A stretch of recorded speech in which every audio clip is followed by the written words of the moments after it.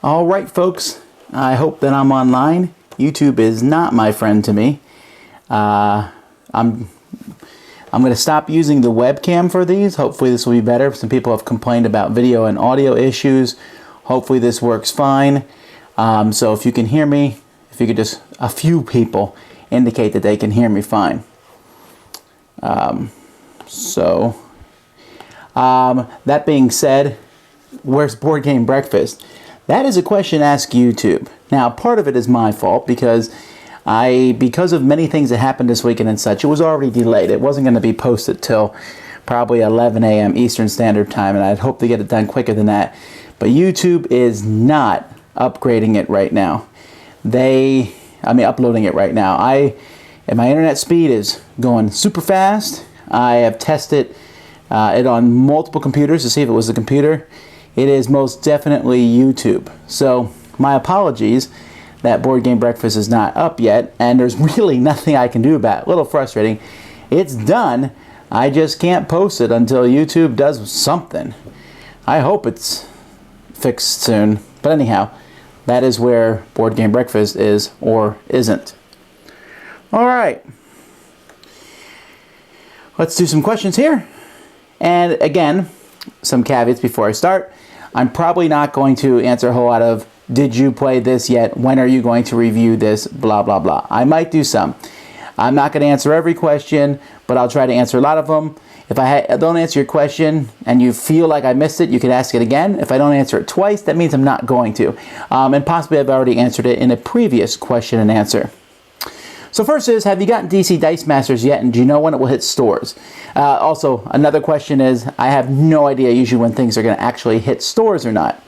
But anyhow, DC Dice Masters, I do have it, but I'm not reviewing it until closer to the release, just because my review is naturally going to have spoilers in it. I will say that I enjoy it quite a bit, and it seamlessly fits in with Marvel. What's my favorite version of Ticket to Ride? Probably the original, but I do like all of them a lot. I like Markland for the passengers.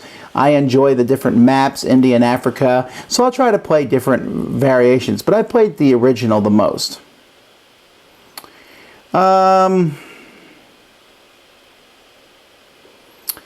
Let's see here.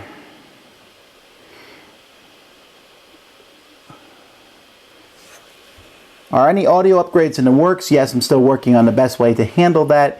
What we can do to make our audio better. I don't feel like our audio is bad. In fact, I think the audio for like a video that I just do myself, the only time you really notice that the audio is really different is when I do something with Sam and Z. So we're trying to figure out the best way to handle that.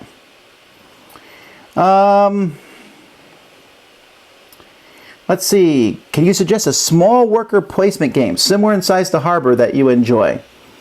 Off the top of my head, no, because I don't... Well, wait, what's Harbor? Okay, never mind. I don't actually know what the size of Harbor is. Is Harbor that little game I just played? Okay, hang on. I'm going to have to quick look up Harbor because my mind just went blank as to what Harbor is. Harbor. Oh, I haven't played Harbor. So, I don't know what the size of it is. So a small worker placement game, I don't know. Way Out West isn't that big. But worker placement games are usually not small by nature. Stone Age, you know. Aura and Labora. I said come back in a year and we'll see how I think of it compared to Le Havre and Agricola. And has Caverna made Aura and Labora obsolete? And the answer for that is yes. I like Aura and Labora. It's a fine game.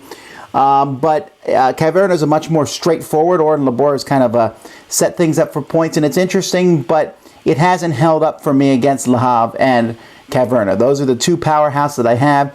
Caverna replaced Agricola, and Le Havre and Aura and Labora were similar enough. I know they're not that similar, but they filled the same bucket for me that and Le Havre won out there. Let's see. Have I ever met Rado? I've met him at a couple conventions. Do I ever watch his videos? Not really. I don't personally like the style of the shaky cam. It's just very off-putting for me. Let's see here.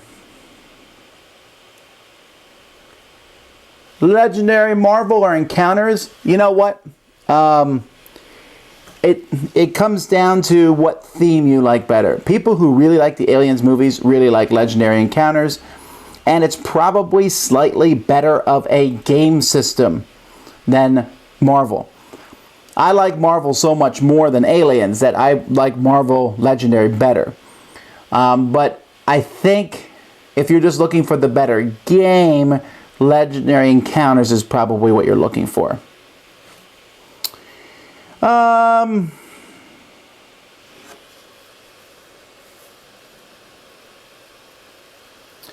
Let's see here.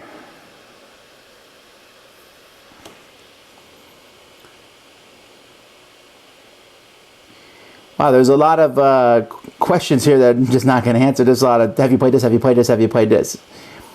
Best starter set for HeroScape, if money is not an issue, is the original one. The first one, I think it's something about Valkyrie, I forget the name of it. But that is the best one because it came with the most terrain. And that's really what you're looking for in a starter set. You can get all the figures somewhere else. Then after that would be Heroes of the Underdark, I think, the Dungeons and Dragons one, and then the Marvel one after that. Oh, no, I'm sorry, the Marrow, Swarm of the Marrow. No, Swarm of the Marrow, then Underdark, then HeroScape. And I'm reading those solely based on the amount of terrain that comes in them. The heroes and stuff from them you can get pretty cheap. There's people who buy multiple copies of these starter sets so that they can get more terrain. They'll willingly, easily get rid of the heroes, so that's not a problem. You're looking for the terrain.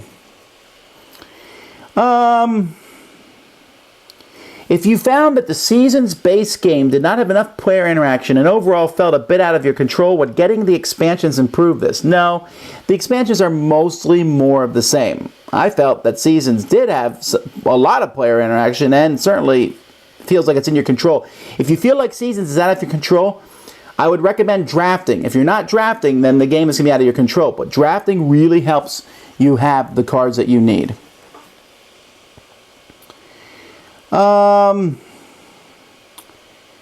Can you elaborate a bit on how the new Robinson Crusoe promo cards are going to work? No, actually I can't. Once I have them, I'll be able to tell you. Have you ever tried play Quarriors using Dice Master rules? I don't think that's even possible.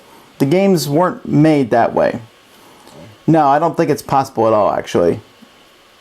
No.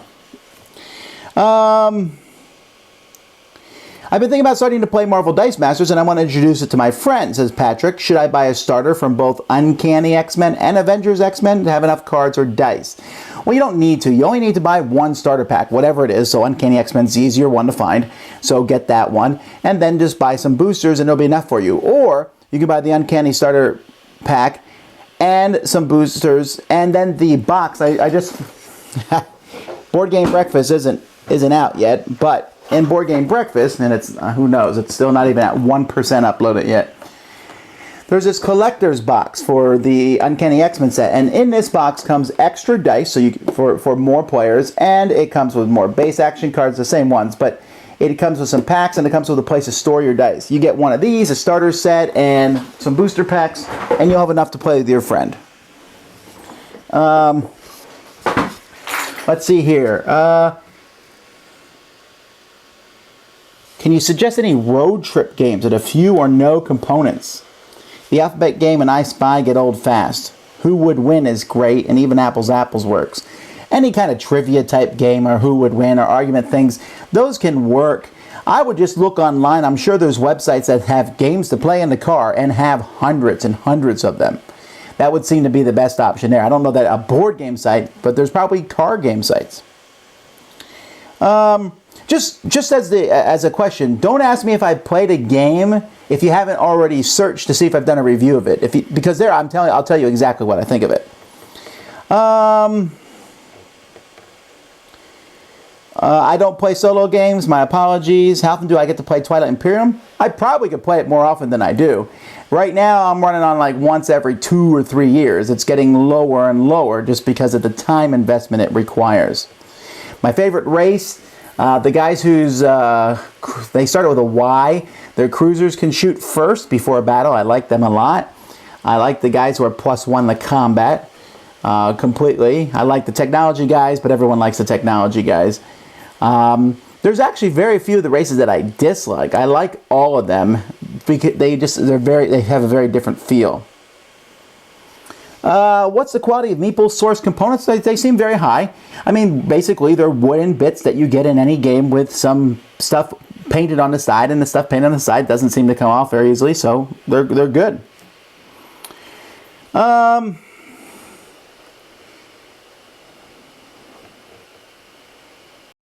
Games and tournaments? No, hardly ever. If I ever play in a tournament, it's for fun only. I've played in tournaments in the past, but I just do not like the tournament scene. It's just not very interesting to me, so no. Does he have a release date for the first Blender? Maybe next week. We're still working on getting it together because he's getting contributors and different things, and so it takes a while to set these things up, but we want to make sure the first one's right out the gate. What happened to Board Game Nights? Well, they moved from each other. They're doing a podcast now, but they're no longer doing video. They just weren't able to get together to do the videos that they did once.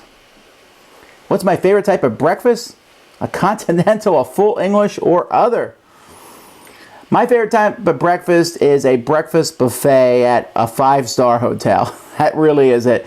Or an incredibly good omelet, or anything really, because I still don't understand why society has dictated that we eat certain foods for breakfast. So if I went down and my wife had made meatloaf and mashed potatoes for breakfast, I would be thrilled. She doesn't. But if she did, I would be thrilled. That's what I'm going to ask for my birthday. What game has given me the most memories? Cosmic Encounter, easy. Will you post your top 10 Duel of Ages 2 characters? I will. Not sure when, but I will. Which is worse, playing a meh game, but it's one of the few to have its theme, evil intent. Okay, what's worse, playing a meh game, but it's one of the only ones that has that theme? Or playing a game where I like the theme, but I know there are better games with the same theme?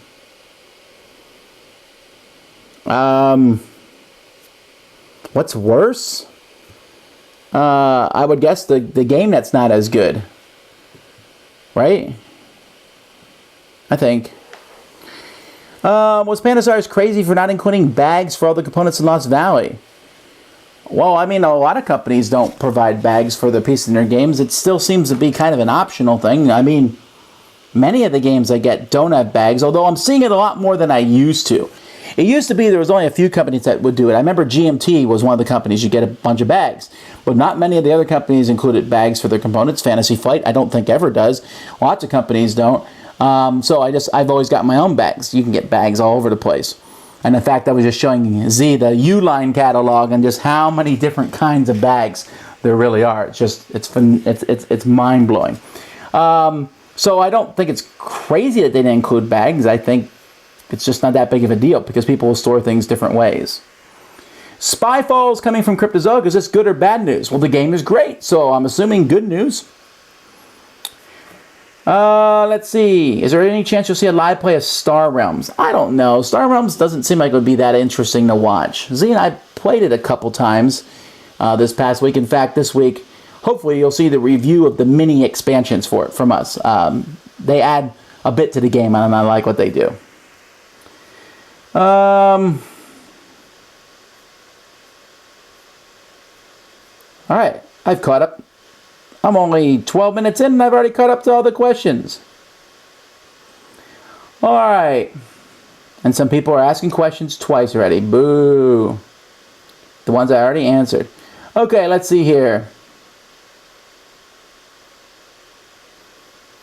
Can you imagine a genre of games that would be a good fit for the Book of Revelation? Well, maybe. I'd like to know the exact theming of that first, because there's a lot of the parts of the Book of Revelation which are not cheerful, happy, and I don't know that they'd make for a good game. I heard you play the piano. What's your favorite genre of music to play? Well, unfortunately, I do play the piano, but I'm not tremendously talented at it. I grew up playing the piano at my church, so I know how to play pretty much any hymn in the hymn book. I can read music, but I'm not great at playing the piano. I would love to play honky tonk because I love that style. I love watching that, but I was never trained that way. So what is my favorite music to play on the piano? Just to mess around. I'll get out I have a nice keyboard, and every once in a while I'll go down and put on different backgrounds and different things and play songs. And I like to change the genre of a song, like take a song and play it in a different way. But I'm not very good. Can we expect to see a live play of D&D Attack Wing with the new waves included? Again, I'm going to do live plays, but I'm just going to do them on my schedule at this point in time because there's so many factors that come into play. When can we do the live show? Who can be involved in the live show? What other effects are coming? Will Sam be able to make it that day, or Jason be able to make it that day? What games do I think? So there's just a bunch of different factions. Are you planning on keeping the Amish beard for good? Well, probably not. We all change, right? I mean, say keeping for good is crazy. I need to get a haircut. But growing the beard a little bit longer, although this is like 2 months worth. I'm a very slow hair grower. But shaving the mustache and just keeping the beard, yeah, I know it makes me look Amish, but I don't know. I was looking at my older videos of the mustache, and the mustache gives you a little bit more of a sinister look. So I thought maybe this would make me look friendlier. Maybe. Or, I don't know. I like it. Where am I? Do you know if Sheriff of Nottingham will have an expansion?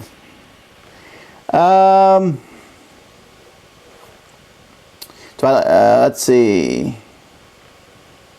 Do you like the deluxe version of Hanabi? Well, I just saw it. Z got a copy of it last week, and he was looking at it. It looks really nice. Had a really weird smell in the box, but the tiles, I love those tiles. I love to see those used for more games. Will you keep Video Game School in your collection? Well, no, not because it's a bad game, but because a game has to be phenomenal for me to keep it in my collection. It has to replace one of these games behind me, and so it has to be really good. But never take that as any sort of, every day more games are coming out, and when I get them, very few of them. For example, let me spoil a bit here. XCOM, the board game. I really liked it. It's a fun game. You'll see our full review. But it's not better than any of these games that it would replace right now for me. But that would be crazy me to say, well, that's not a recommendation for it. No, it's just that it won't fit in my top collection. And besides, I feel like maybe someone else in my game group is going to want it, and I can just play it with them. Do I plan on downloading and printing any of the fan-made expansions for Xayah? No. I very rarely download and print any print-and-play stuff, just because there's so much stuff that's already printed, and that's just a lot of work to print and play stuff. I've not had good experiences when I go to places like Office Max, Depot, or Staples, even though they're all the same store now. And getting those people to help me out there. It's always long lines. They don't do a very good job. But, when we did the Nothing Personal and I printed out the prototypes for that, And so just so much work, and all that work, I'd rather get a mini job and make some money and pay someone else to do it for me. Do you think reviewers should restrain themselves from commenting on other reviewers' videos? Well, that's not a loaded question at all, is it? I remember a while ago that I was asked, should designers, once you design a game, should you stop being a reviewer? A prominent designer said, yes, you should. That once you design a game, you should stop being a reviewer. And I thought, well, that's terrible, because what if I ever design a game, I can't review games? So I didn't, obviously. I designed 2 games, and one small game and then Nothing Personal. But that didn't stop me from reviewing games. So you could say, well, that's not kosher for a designer to review other designers' games. I think so. That I can, right? Especially since I'm not known for being a designer. I'm known for being a reviewer. And I don't go out and find games that are just like Nothing Personal and give them crushingly low reviews because they're not like mine. So I think it's kind of in the same wheelhouse here. Should a reviewer comment on other reviewers? I like when reviewers go head-to-head. That's why we do our top 10 list where me, Sam, and Z get together. We're very friendly. We know each other, and we can just say, yeah, your review's no good. You're wrong, and we can go back and forth on that. I myself, I don't know if I have, and maybe I have, but I don't myself will argue with other reviewers if invited to do so. If it's like a forum and a debate, hey, let's argue over this, or on our podcast type thing. Like when you will listen to our podcast, me and Eric will go back and forth. It's very friendly. But I don't know that I would otherwise go out and find another reviewer's review, read it, and then comment on that from my position as a reviewer. Because it just seems odd. It doesn't happen elsewhere in the business. You don't see movie reviewers very often. I mean, there's always going to be outlier examples, but you don't see a movie reviewer review a movie and then another movie reviewer comes in and says, no, this is why you're wrong, boom, boom, boom, boom. It's just kind of some... It's not necessarily a code, but it just seems odd, right? Because it would be... I've watched some reviews or read some reviews before, and I thought, wow, those people are completely wrong. But I don't really need to respond there because I have already done my own review on it, and that is my response. So I don't think that they should restrain themselves. Well, let me rephrase that. What people do is up to them. I won't, though. Because I don't see that it adds a lot to the conversation, and I would feel that it makes it look like people, I'm saying, hey, look at me. There was a while ago, many years ago, so hopefully I'm not pointing out anyone in particular, where I was doing a review and someone else would come in and say, hey, interesting review. Hey, everybody, here's mine. Hey, I disagree with you. Everybody, here's my review. And I thought, wow, they're trying to piggyback and get my guys to go and watch or read their review. So I never want to be put in that situation where it's like, oh, look at I see it all the time when I'm like, I'll read a review of a movie and in the comments someone says, hey, that's an interesting review. Here's my thoughts. And then they go to their review. It just seems like they're trying to use that. I'm not saying that's happening or anything, but I'm just trying to give a perspective as to why I wouldn't do it, because it just seems odd.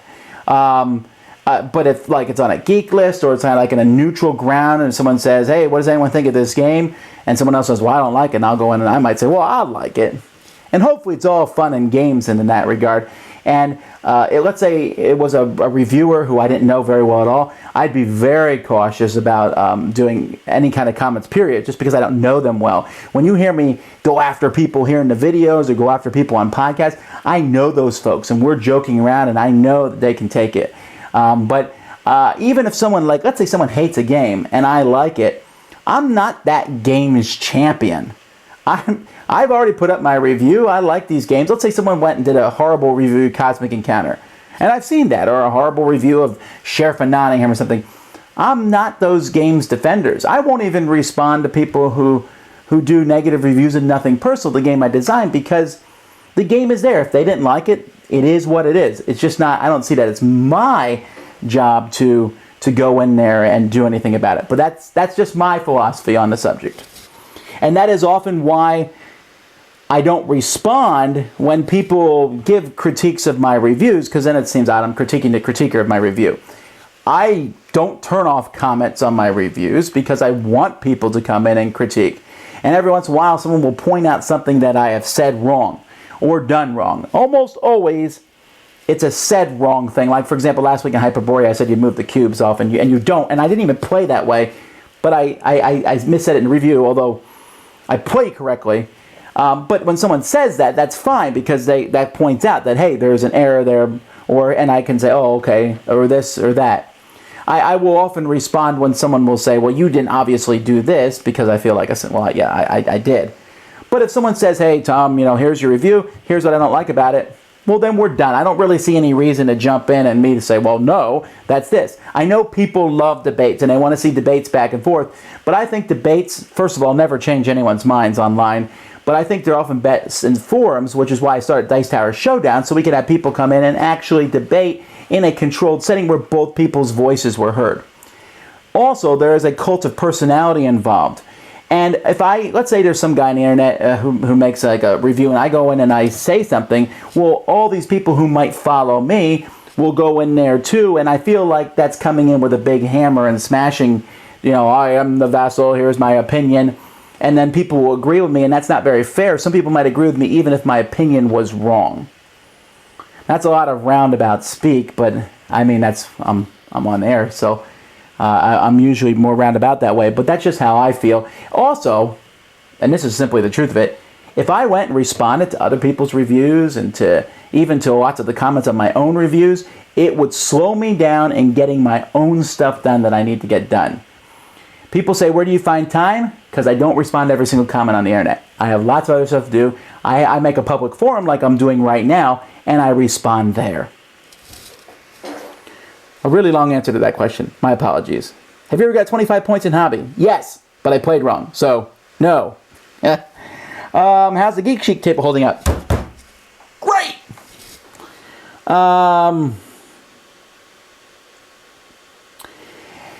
Daniel says, we finally got and played Nothing Personal. It was a blast. Well, I'm glad you enjoyed it. But we noticed that throughout the game, hardly anyone made a move or got whacked. Is that a common first game phenomenon? Well, yes, for the making a move. Not so much for whacking someone, because whacking someone is a very powerful move, and it depends what people come up. The third guy can always whack other gangsters, but there's lots of characters in the game who also do that also well. If I could redesign Nothing Personal, and I don't know where Steve Avery, my co-designer, lies on this, I would take the whole making a move out. I thought I think it adds like a level of unnecessary complication to the game. I always have to explain that more than anyone else. Sometimes it's too easy, sometimes it's more difficult. We spent a ton of time going back and forth on how that making a move worked, because we wanted that idea to steal someone else's position. If I was going back, I would probably keep that mechanism, but make it a card. So you played the card, and the card would clearly tell you what to do. And that would then restrict your action to being the action of that player versus the action on the card. And those would be the only two actions you could do. I think that would have streamlined it, but, you know, hey, c'est la vie. So if it doesn't happen in your first game, I mean, a lot of things that happen in this game are group dependent too. Like, for example, the upping the ante forbids. Some groups never do it. Some groups really overdo it. So that's why. Any tips would just be, if you want to see more of it happening, do it yourself, and other people will follow suit. Are you interested in the upcoming Daredevil series on Netflix? Yeah. I mean, I didn't really like the Daredevil movie, but that was mostly because of camera angles. They showed the fights, and I couldn't even follow what was going on. But yeah, sounds fun. Are you excited for Star Wars Episode 7? Oh, man, yes. But that's in December. So plenty of things happen before then. Does my wife ever ask to play a game? Hardly ever, really. Hardly ever. And if she does, it would be Ticket to Ride, I guess, or Lost Cities. What happened to the use of ties in all your reviews? Well, mostly because it was an extra step to go put on the tie for the reviews, and it's often fairly warm here in Florida, so you're seeing less and less ties being worn because of that heat. I apologize, that's just how that works. But I'm trying to do it a little bit, but oh man, I know the ties are my thing, but it's warm. Let's see here. Did you read any of the Destiny Quest books? I don't think so. I don't even know what the Destiny Quest books are. But I better look at them up before I... The Legion of Shadow. No, I have not. Are they good? I don't even know what they're about. Oh, wait a minute. Is this like a book where you go through it yourself? Huh. Well, anyhow, maybe I'll check one out. Let's see. Love the live plays, but would rather see you guys interact rather than just have the camera focused on the board. It depends on the game. There's always going to be people who want one of each. Now, we're going to hopefully move to the point where you'll be able to see the board and the people reacting. I got to figure out the best way to do that. I know some people have the camera, and then they have the people in the corners and different things, but that would require like 3 cameras. We are still at 2 right now, although we may move to 3 this summer. We'll see. So for right now, it's going to be you watch the board most of the time, but if it's a party-style game, which we will be doing some live playthroughs of those, you'll watch the people, of course.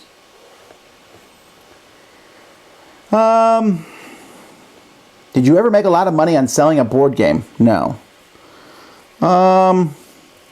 You know, I told my wife when I was dating her, the CCGs I collected, I said, oh, man, I'll make so much money selling these off. And I never really did.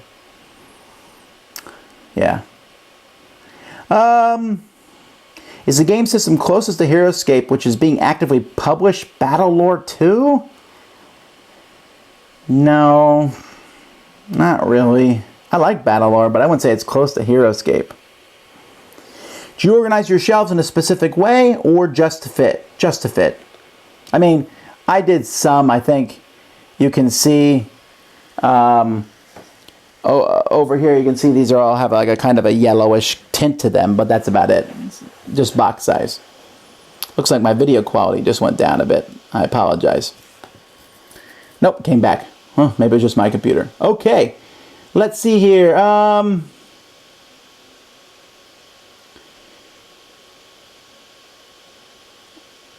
No, I'll keep that comment to myself. Okay, I saw GameZone Miniatures follow you on Twitter. Do you think you get a free game of HeroQuest 25 Anniversary? Well, since I've publicly stated that what I think they're doing is wrong, probably not. I think if you don't have rights to a game and you don't have the rights to the game, you know, you can use legalities to other countries to do things, but that just bothers me. So I doubt it.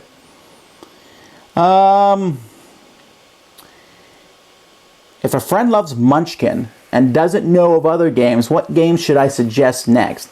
Nowadays, I would say take them to Munchkin Panic, which is like a sequel to Castle Panic.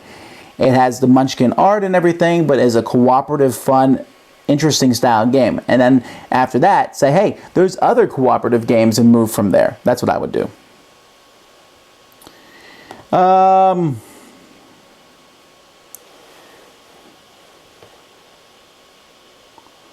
Wow, wow, wow. There's a ton of questions.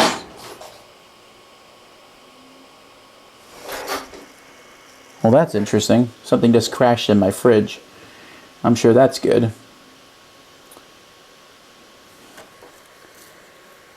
Wow. Okay, guys, I didn't realize I was this far behind on questions.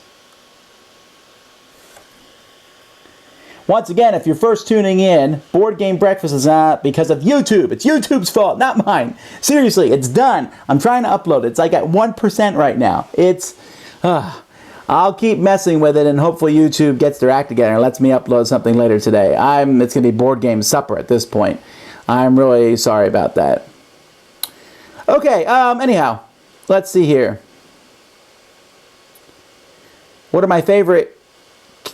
Oh, my top 10 smash-up factions. You'll see that up eventually. What's my favorite kids game to play as an adult? Well, I like that cockroach game. What's it called? We just played it yesterday. Bugs in the Kitchen.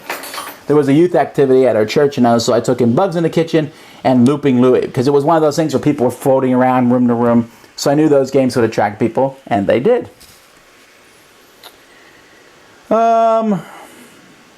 I still haven't played 4-player Dice Masters. I really need to get around to doing that.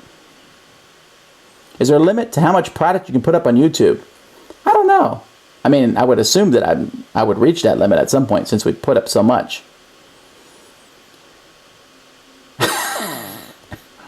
No. My favorite Summoner Wars deck is probably the Jungle Elves. Kind of a mix between the Jungle Elves and the Jungle Elves Reinforcements. I like them a lot. Have you ever finished Risk Legacy, and do you think you'd ever do videos of a full campaign of the game? Probably not, but I am seriously considering doing a full live playthrough of the next Legacy style game that I get. So whatever game that is, it's probably going to be Pandemic, because that one's coming out in a month or two. I'm going to take it, and we'll play through the whole thing live. Of course, we'll have to put up spoiler alert, on all these things, but yes, well, I want to do that. Who's your favorite Disney character? Oh, Kronk. Yes, Kronk. I love him. Yeah, that's an easy one. Other ones that would be close, that would be in the top. I like the genie from Aladdin. I like the candlestick from Beauty and the Beast. I like every single character practically from The Incredibles. And the two main characters from Monsters Incorporated. So, anyhow. What's your favorite first and goal expansion team? Oh, well, I don't know. I don't have any attachment to any of them. I usually go, I feel like taking a team with good passing or a team with good defense. Something along the line there, and I pick one of those. Will Jason ever get to do a review video? We'll see. Does he want to? Yes. Have you mixed your Lost Legacy decks to form one special deck? Oh, no, but that would be a really interesting thing. Like, this is the Vasel Lost Legacy deck, and I took all the different Lost Legacies and put the ones in I want. That would be interesting, wouldn't it? Maybe when there's more. Your review of Among the Stars was very positive, and I was considering getting this. Seven Wonders has been getting a lot of love from the network since Babel. Do the expansions change how you rate them? Definitely. And if you noticed in our top 10 video we did a couple weeks ago, Seven Wonders is one of those games that is consistently getting better for me. I'm consistently enjoying it more as time goes by. So right now, I said Among the Stars beats Seven Wonders hands down. They're a little more even now, I think. I like Among the Stars still quite a bit, but I like Seven Wonders almost as much. My favorite cereal is none. Takebacks, yes or no? It all depends on the game. If someone says, oh, I meant to do that, we almost always say yes in our group. Because why not? The only time it's messy is if you meant to do something and it messes up someone else's play. But if it doesn't, someone says, oh, I was going to do that and I meant to do that. Now, if the other person's turn hasn't started, fair game in my opinion. You can always take your move back. There's no this take your finger off the piece. If you have more information than you did and it was going to utilize it, you're like, I'm going to go to this region, you flip a tile over. Oh, I meant I was going to go to that region. Well, too late, you saw the tile. So it all depends. But for the most part, we're very friendly on takebacks because it's just a game, you know. Is there a game you wish you could play for the first time again? You mean get that first time experience? This person said it was Hero Quest, and I agree, because the first time I played HeroScape, it was just, wow, this is so cool. And I've had that experience with a lot of games, you know, over the years, like just opening the box and like, wow, this is so much fun. Yeah, it might be Hero Quest for me too. Did you think about creating another channel with a gameplay for each game you review? No, that would be so much work. I'd have to hire someone just for that purpose. Which, don't assume that it would be. But I like having everything in the same channel. We make the playlist for ease, but having another channel would be, you know, keeping an eye on two different channels. It would just be a lot of work, I think. What is it about Troyes that you don't like? Yeah, you think I like this one with dice and stuff. For one, I don't like that the game slaps you around. That's one thing I'm not a big fan of, is games that slap you around unless it's a cooperative game, in which case I say bring it on, because we're working together. I just wasn't a big fan of that. It just fell really flat for me. I like rolling dice and doing things with them, but this one just, and the artwork didn't help at all either. Do you like the look of the new game board for Empire Age of Discovery? Well, you know, they said they redid it and everything, and I looked at it and I thought, it doesn't seem like they redid it, but I'd have to see the old and new ones next to each other. So, I'm not like in love with it, but I didn't hate it either. I'm kind of middling on it. Let's see, how would you balance buying games from online retailers versus supporting FLGS when games online can be up to $30 cheaper? That is a tough one, right? I'm not this person who is beholden to the friendly local game store. I've never understood how people say, you must support your local game store. Okay, first of all, if they're not friendly, I have no allegiance. I would deliberately not buy there and go online and buy that. That being said, it feels incredibly cheesy to go to your local game store to pick stuff up and then order online. And I'm hesitant to do that with any product. You know, go to Best Buy, look at something and go, I wonder if I can get that cheaper online. It just seems like I am utilizing that store space. I am utilizing the ability to go and look at something, so I should buy from them. So I have a local game store who's nice to me here, but we can't buy games from them all the time. Yeah, you're right, it is more expensive. But we do realize that, hey, they let us game there, and they let us game there for free, and that's nice of them. So I will try to buy something from them on a monthly basis, something. And I encourage other people who are there to do so too. We might buy drinks and snacks from them, or whatever we can to help throw some money their way.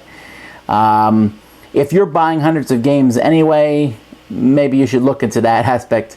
But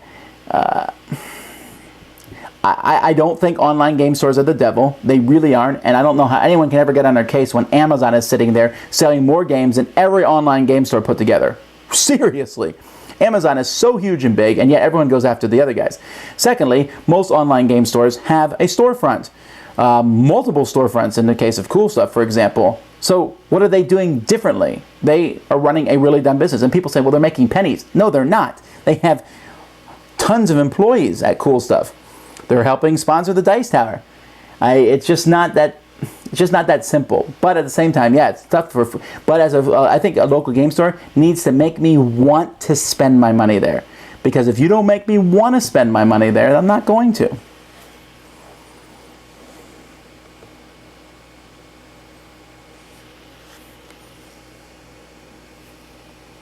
Anthony, you mentioned, I'm going to get back in my breakfast debate here. Anthony says the foods we eat for breakfast are chosen because they're fast to prepare. That makes some sense. But there's really, like for example, an omelet is a breakfast food. That takes a decent amount to put an omelet together, about the same as it does to put a sandwich together. And yet a sandwich is definitely not a breakfast food, unless of course it's a breakfast sandwich. You know, for example, you can go and say, here's a breakfast sandwich. It has egg and ham and cheese on it. Here's a sandwich with roast beef, lettuce, and tomato. Take the same amount to make those, but one is most definitely a breakfast sandwich, the other is a lunch sandwich. That makes no sense to me.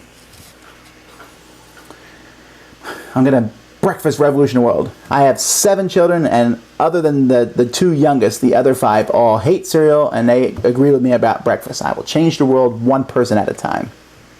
Brainwashing my kids. Which one of your games is the most like a Frankenstein, says Mr. Barry Dublé. It has components from other games and from things you find in stores. And also, wow, there's a lot of people watching. That's nice of you guys. It's because there's no Board Game Breakfast. I'm sorry. Anyhow, the game that's most like Frankenstein, Caverna has a lot of pieces from other games. My power grid has really changed. Stone Age has really changed. Those would probably be the 3 most, I think. Will we do a live version of Pandemic State of Emergency? Probably. Let's see here. Will you be making Dice Tower stickers for sale? You know, I thought about putting that in the Kickstarter this year. It was really close to something I was going to add, and I didn't because I didn't want to add one more add-on. Speaking of which, if you're watching this and you haven't filled out your survey yet, do it. Midnight tonight is the deadline. We got to put together those orders for Dice Towers and dice.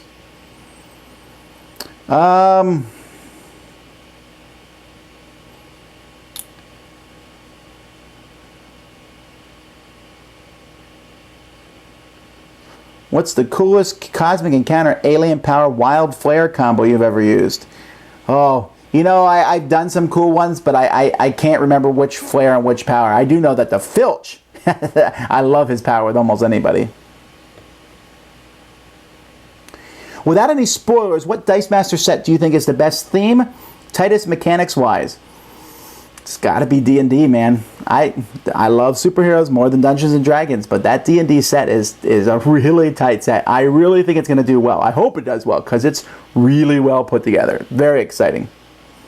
And in fact, I just got a promo card for it. So next Board Game Breakfast, not today, you have a chance to win if you watch Board Game Breakfast. So watch it next week. The Minsk and Boo card, which is, I was just thrilled because his name is Minsk, right? I'm pronouncing it correctly. I always get in trouble when I pronounce Dungeons and Dragons. Yeah, Minsk and Boo. I have 3 of them here. I'm not showing them yet till next week. I'll show them in Board Game Breakfast, but this is a promo card for the D&D set. He was one of my favorite characters to play in Baldur's Gate. Well, no, not one of my favorite. He was my favorite character, easily. Let's see here. Viticulture or Fields of Arl? For now, I like Fields of Arl better, but it's only 2 players, so that doesn't count. I haven't played all the expansion for Viticulture. What is my opinion on giant American-European boxes for small box Asian games? Machi Koro is the most recent offender. Do you think it affects sales overseas? Well, definitely, little tiny boxes don't sell well in America compared to bigger boxes, with some exceptions. Star Realms has done exceptionally well.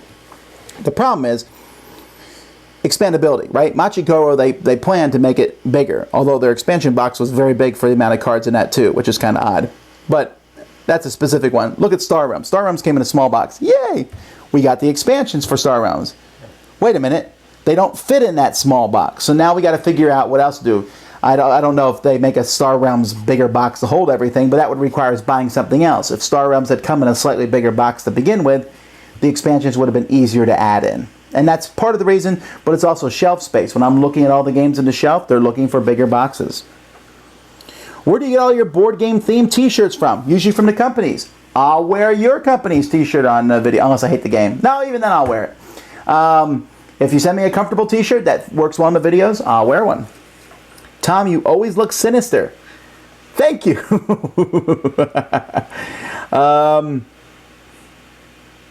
Los Monthos is really hard to replace. Yeah, I've been thinking about Los Monthos. I might do a live play of that one with my kids, because it is fun. Do you have any board games that you collect and don't open in hopes they grow in value one day? No.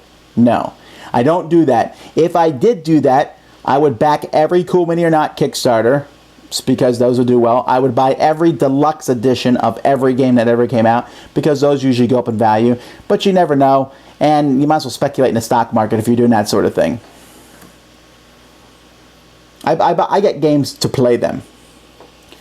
What is your favorite game to introduce to new gamers? Ticket to Ride, although that it all depends on a different day, different gamers. I've been using Splendor a lot, Kingsburg, all sorts of stuff. Do you think Euro games are more prone to having winning strategies that competitive players take, which kill the fun of the game for less serious players? Definitely. This happened this past Saturday. I was playing a newer game, which I think is a really good game. I'll be reviewing not this week, but next week. And I played with 2 other players and Jason. And the object of this game was to get to do a certain number of things, a certain number of times. And Jason did it that many times before. I had only done the thing once. Another player hadn't done it at all, and the third player had only done it twice. And he just massacred us because he was able to look and puzzle out the game and do it. And I think the game is phenomenally good, but I told Jason I can't play with him anymore because that sucked the fun out of it for me, because he was so good. He was on such a higher plane, a higher level, that I never really had a chance. I mean, I felt like I was just getting started and he won. And yes, Euro games are more susceptible to that. That doesn't mean they're bad, but it often means you want to play into people who are the same level. Chess is a very similar thing, right? For me, playing chess against a grandmaster would be so unfun, because it didn't matter how cool or whatever good thing I would do, they would demolish me. So, and Jason was like, I'm so sorry. And we're like, Jason, it's not your fault, okay? It's not your fault. You're so much smarter than we are. But I'm not playing this particular game with you again until I either get better at it so that I can compete with you at it, or hopefully probably we find a different game where at least there's some luck that mitigates it a little bit so that I can play with you, or that you don't solve the puzzle as fast.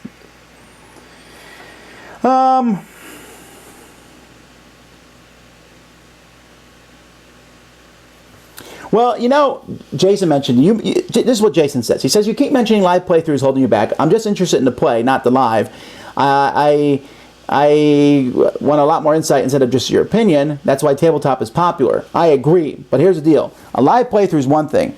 A filmed playthrough, where we then go through and edit it and make it look nice, I would imagine that one episode of Tabletop takes weeks and weeks to edit that one episode by professional editors. That's a ton of work that goes into that. And that's a lot of work for a video that might get the same amount of views or less views than the live playthrough. Besides, the live part is kind of fun for people who are there. And anything can happen.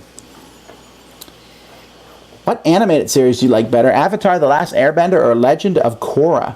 Well, I've never been a huge fan of anime, and I apologize for that.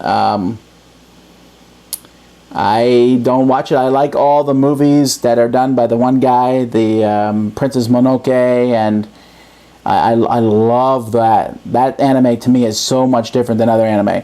And I've watched the whole first season of the Attack of the Titans, I think it was called. Mostly because I thought it was something else by looking for the name. Like, ooh, Titans. And then when I saw these gigantic giants, I was like, ooh. And it was, wow, was it dark and gory, but it was interesting and good. And I look forward to seeing season 2 of that. So that's that. I just realized my laptop's about to run out of power, so let me plug that in.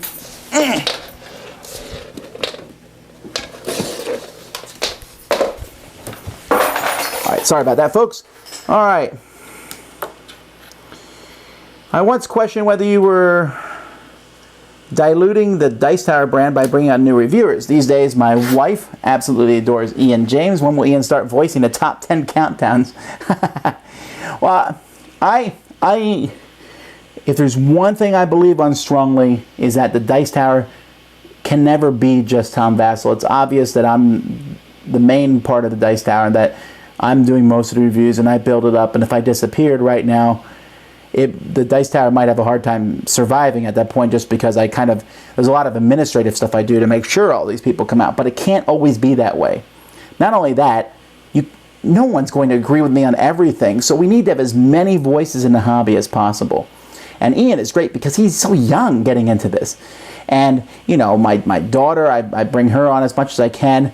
I bring on, I have all these different reviewers, and I try to get reviewers with different voices and different personalities. And I just feel that that's really important, because it's not just one style.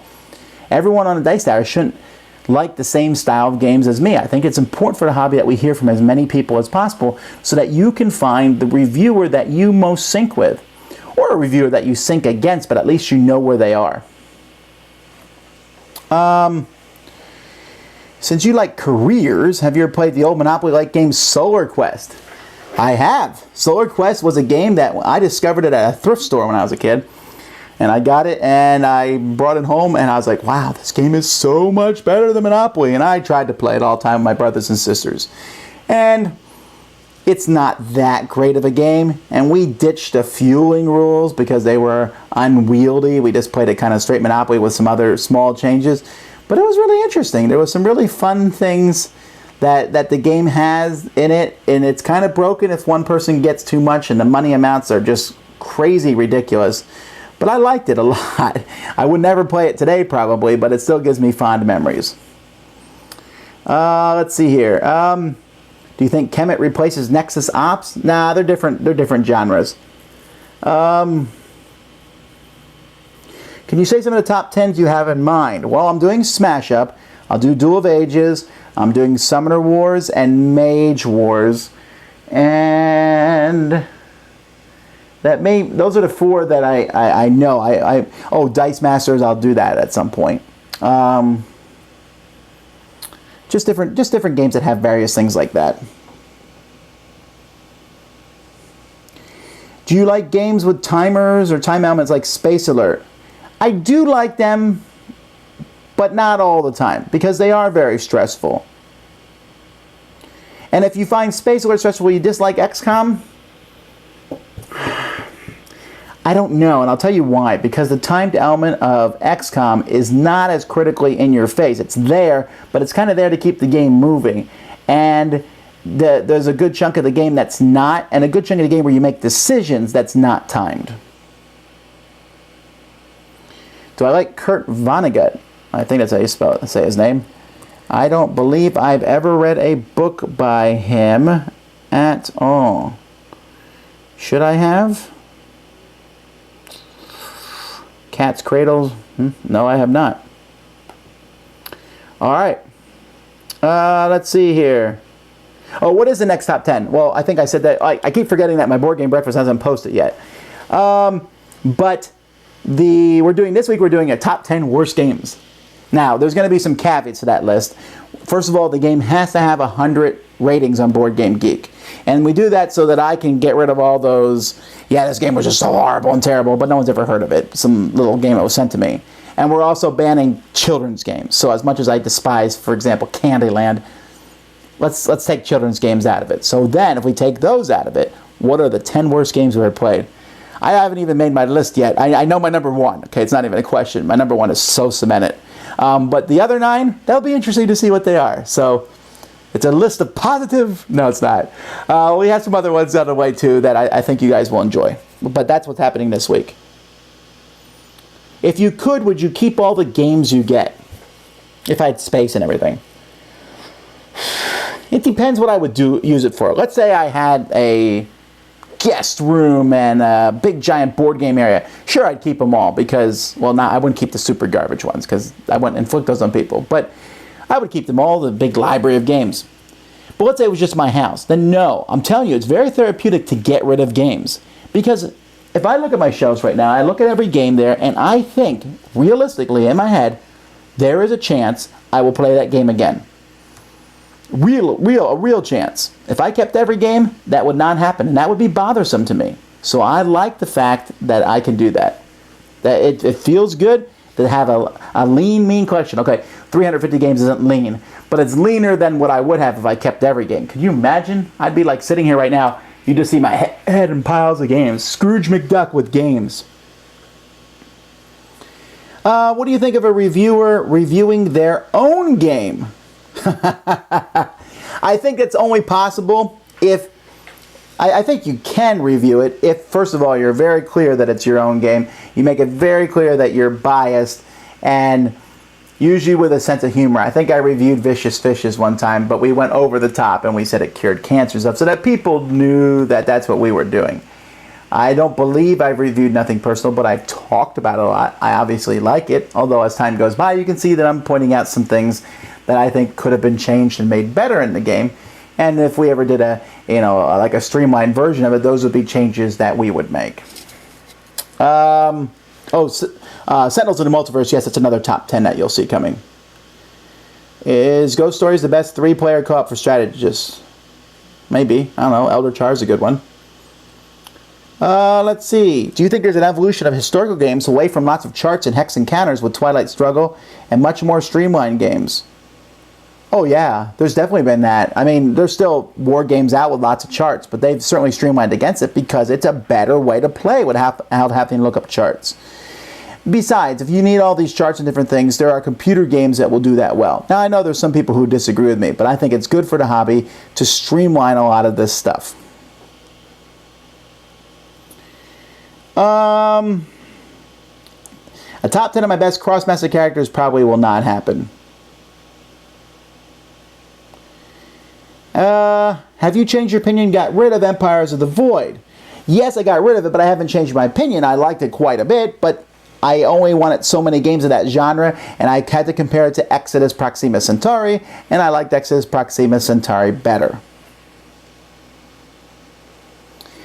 Oh, I like this one. Between games, my game group freezes when we're deciding what game to play next. How do you prepare for game night? Do you prepare a playlist in advance, or do you play whatever you feel like? Yes, to the second one. I play whatever I feel like. I take a whole bit of games. I have a slight agenda in my head, and I show up, and these are the games I'm going to play. That could change. Someone could bring another game. Someone could say, let's play this after playing the first game. But I found that I used to hate, okay, when we first were playing all these games back in Korea, we get together, we play a game, then we'd be like, what should we play now? And I'd say, how about that one? And someone would say, nah, I don't feel like that. We'd say, well, how about that one? Nah, I'm not really in the mood for that. It's like, oh, we're never going to find a game everyone's in the mood for. So I have a lot more fun now in the bigger game group, okay? In the smaller game group, it's going to be different. But in the bigger game group, I'll say, I'm going to play this. And maybe no one will join you, okay? The other day I played a game called Green Deal this past Saturday. And only Jason showed up to join me.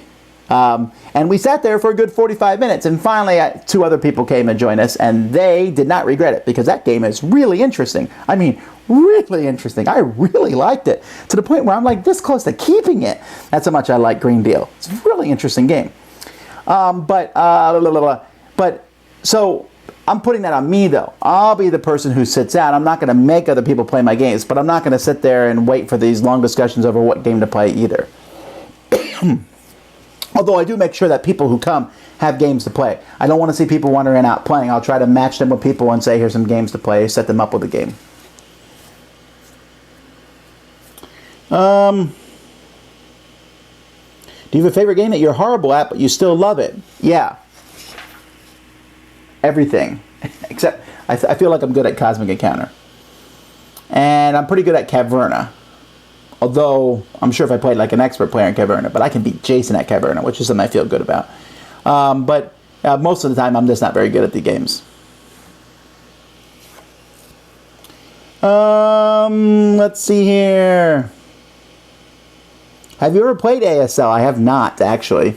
I've seen enough of it that I'm just not interested. I would have played it had someone tried to teach it to me as a kid, because I used to look at I looked at the advertisements in Avalon Hill catalogs and saw thousands of counters, and the map could be set up different ways. And honestly, the fact that you can set the map up in different ways blew my mind. I mean, nowadays we don't even think twice about that. But I was like, wait a minute. If you flip the maps, will they still work? Yes, they will. And I can move them around any. Wow, that's amazing. The modular map thing was one of those moments as a kid when I saw it. It just was like, wow. I don't know why it's that big of a deal, but it just really was to me. My website's down. No, it's not. Okay, never mind. All right, let's see here. I have to shut one of these down. I have to shut this down. So, are the games in your backdrop strategic? A little. I usually try to put games that I like in the a lot in the background, but there's not a lot other than that. I'll tell you, if a game's really shiny, it doesn't get to be in the background as much, because the light reflects off it more. The Command and Colors, Ancients, they all dropped down because their boxes were so shiny. They used to have like a more prominent position. Hang on, I need to ban somebody. Done. All right. Anyhow, let's see here. Let's see. Oh, time for the last question for today. How do you test the new games in order to review them? Ever thought of doing a video showing how you do the process? No, because every game is different. Also, I think that no matter how I did it, I think I would get major critique on that, and I would never hear the end of it, I think.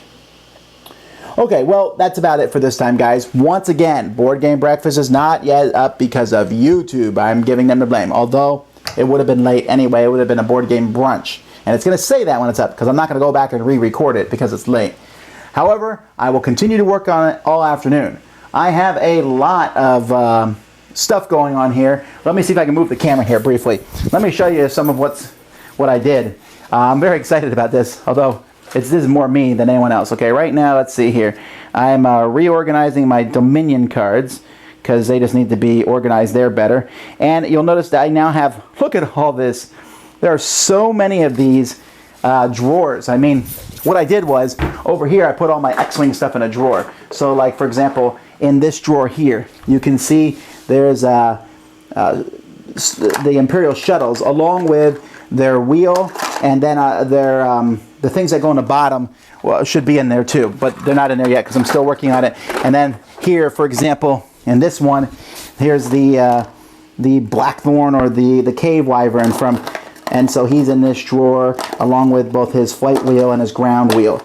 And so I think this is a good way to store these games.